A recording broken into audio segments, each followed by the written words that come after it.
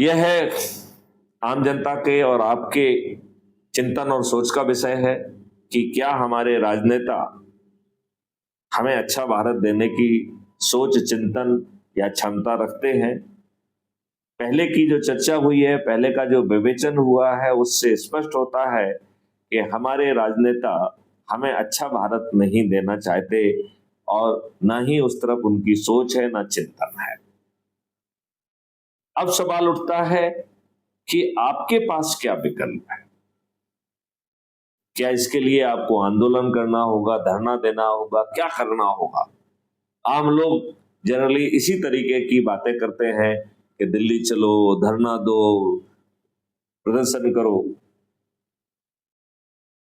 Crime free Bharat का कहना है कि ऐसा कुछ भी करने की जरूरत नहीं।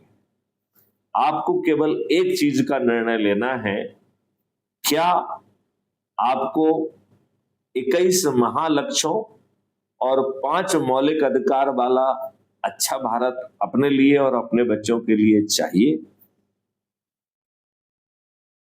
आपको संकल्प और शपथ लेना होगी कि हां, हमें चाहिए।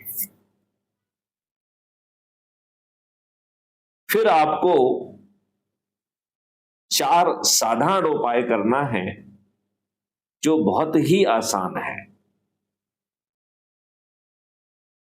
आज की जो राजनीति है, आज का जो चीज है, उसके हिसाब से आपको कोई भी कर्तव्य नहीं करना है। ना आपको जुलूस निकालना है, ना किसी का पुतला जलाना है, ना आपको कोई प्रदर्शन करना है, ना आपको कलेक्टर, एसपी, मंत्री, मुख्यमंत्री और प्रधानमंत्री को ज्ञापन देना है, ना ही आपको किसी कोर्ट, कचहरी, हाई कोर्ट, सुप्रीम कोर्ट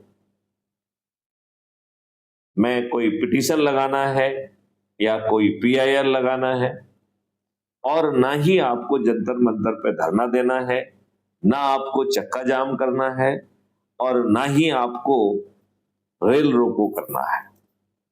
यहां तक कि आपको अपनी सोच बदलने की जरूरत नहीं है, अपना चिंतन बदलने की जरूरत नहीं है, अपना क्रियाकलाप बदलने की भी जरूरत नहीं है।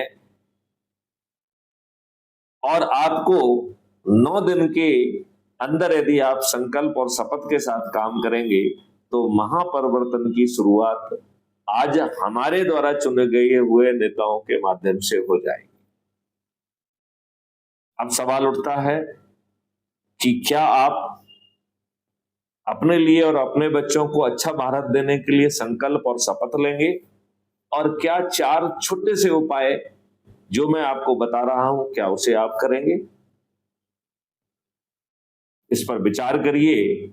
मैं अगले वीडियो में आपको बताऊंगा कि वो 4 सरल उपाय क्या हैं।